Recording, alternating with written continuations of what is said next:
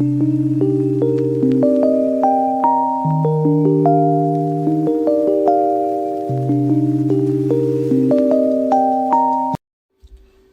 समय पहले की बात है। गांव में रामू नाम का एक गरीब किसान रहता था। वह बहुत गरीब था, सिवाय एक झोपड़ी के उसके पास कोई जमीन नहीं थी। वह गांव के अमीर सेठ राजकुमार के खेतों में काम करता था।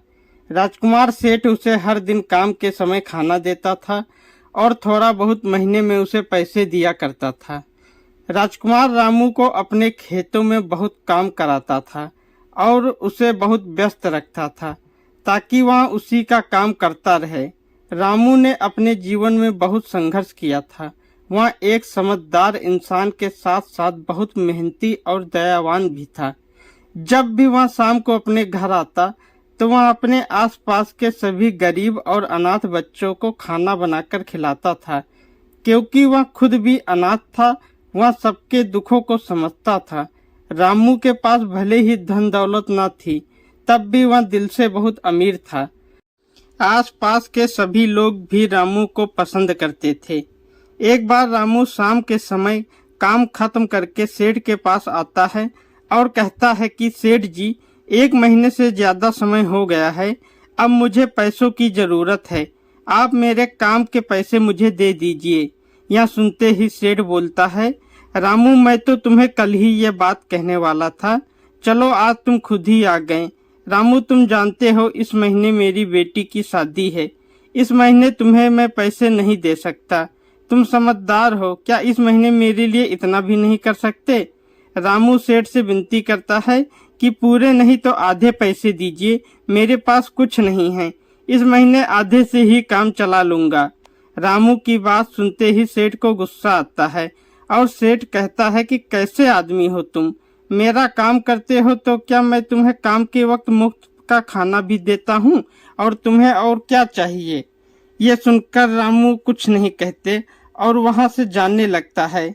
सेठ बहुत चालाक था, उसे अपना काम निकलवाना था।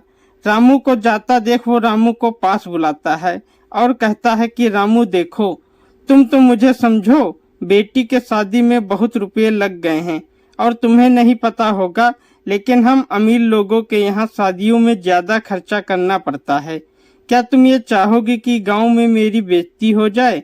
रामू कहता है, नहीं नहीं सेठ जी, मैं ऐसा क्यों चाहूंगा भला।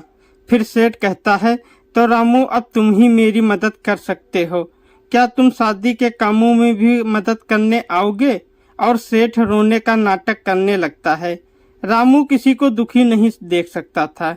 वह एक बार में ही सेठ को हाँ कर देता है और अपने घर लौट आता है। इधर रामू के जाते ही सेठ मुस्कुराता है और कहता है, बेवकूफ कहीं का, खुद को बहुत समझदार समझता है। रामू अपने घर की तरफ जा रहा था और बहुत परेशान था। रामू को आते देख सभी बच्चे रामू की तरफ भागते हैं। वे सब बहुत खुश हो जाते हैं। उन सबको देखकर रामू को बहुत बुरा लगता है, क्योंकि आज उसके पास उन लोगों के लिए कुछ भी नहीं था। वह घर के अंदर जाता है तो देखता है कि घर में कुछ भी पकाने के लिए नहीं है। आज वह रोते रोते उन सभी बच्चों से वापस चले जाने को कहता है। फिर रामू अकेले में बैठे बैठे बहुत रोता है और ईश्वर से कहता है कि मुझे माफ कर दो, मैं इन बच्चों के लिए कुछ नहीं कर सका। और रोते रोते रामू को नींद आ जाती है। फिर उसे एक सपना आता है। सपने में उसे एक बूढ़ी औरत दिखाई देती है जो रामू से कहती है कि कल जब सूर्य अस्त होगा, उस समय तुम सेठ के खेतों के पास वाले पेड़ के नीचे केवल 1 फीट खोदना, तुम्हें वहां से कुछ मिलेगा। और ये काम तुम्हें अगले और 2 दिनों तक करना होगा, लेकिन एक दिन में केवल 1 ही फीट खोदना होगा, उससे ज्यादा नहीं। और तुम्हें जो भी चीज जमीन से मिलेगी, उस समय तुम्हारे मन में स्वार्थ जरा भी आया तो वह चीज राख बन जाएगी। अगली सुबह जब रामू उठता है तो उसे वह सपना याद नहीं था। रामू जल्दी से खेतों की ओर चल देता है। वह खेतों में काम कर रहा था। दोपहर का समय था। रामू को बहुत तेज धूप लग रही थी।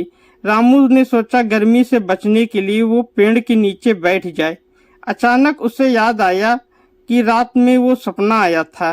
रामू उठ के पेड़ के पास गया और ध्यान से देखने लग गया। फिर उसे याद आया कि उसे ये काम सूर्यास्त के समय करना है। रामू फिर से काम में लग जाता है। जैसे ही सूर्यास्त होने वाला होता है वैसे ही रामू पेड़ के पास आ जाता है। वह कुदाल चलाते हुए जमीन को खोदने लगता है। थोड़ा ही खोदने पर रामू को चांदी के 2 सिक्के मिलते हैं, जिनको देखते ही रामू बहुत खुश होता है। रामू बच्चों के बारे में सोचने लगा और दोनों सिक्कों को लेकर घर की तरफ लौट आया।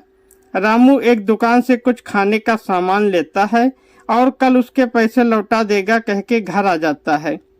आज वह बच्चों के साथ खुशी खुशी खाना खाता है और चैन से सो जाता है।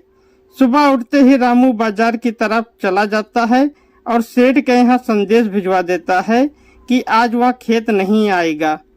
सेठ को शक होता है कहीं रामू दूसरा काम तो नहीं करने लग गया। इधर रामू बाजार में सुनार के पास जाता है और चांदी के सिक्कों के बदले पैसे लेकर घर आ जाता है और शाम होने का इंतजार करता है। सूर्यास्त से पहले ही रामू को खेतों की तरफ पहुंच जाता है। फिर से वहीं पेड़ के पास जाता है और सूर्यास्त होते ही खोदना शुरू कर देता है। थोड़ी ही गहराई में रामू को एक पोटली मिलती है जिसमें थोड़े सोने के सिक्के बंधे हुए थे।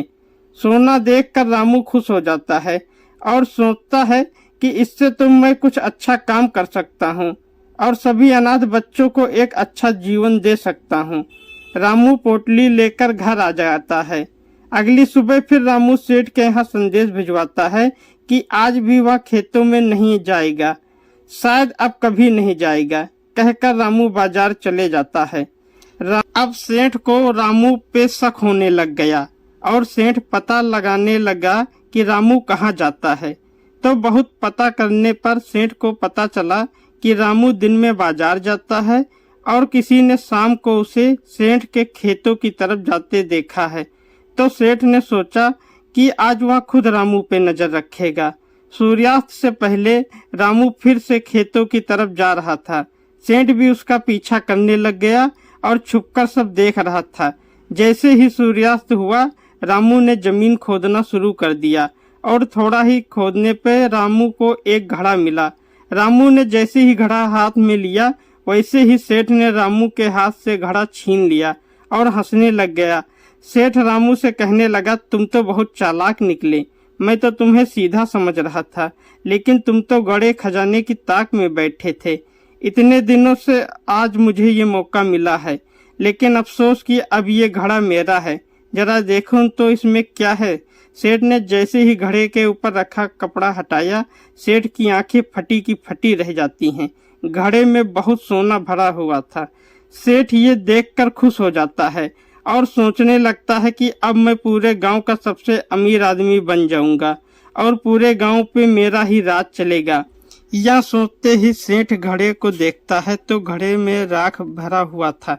सेठ एकदम से डर जाता है और रामू से कहता है कि ये कैसे हो सकता है, इसमें तो सोना था, अचानक इसमें राख कहाँ से आ गया।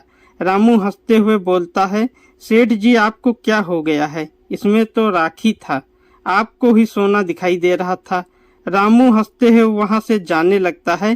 तभी सेठ रामू पे चिल्लाता है और कहता है कि ज्यादा खुश होने का दिखावा मत करो, तुम्हारे हाथ भी कुछ नहीं लगा है और कल से मेरे पास काम के लिए मत आना।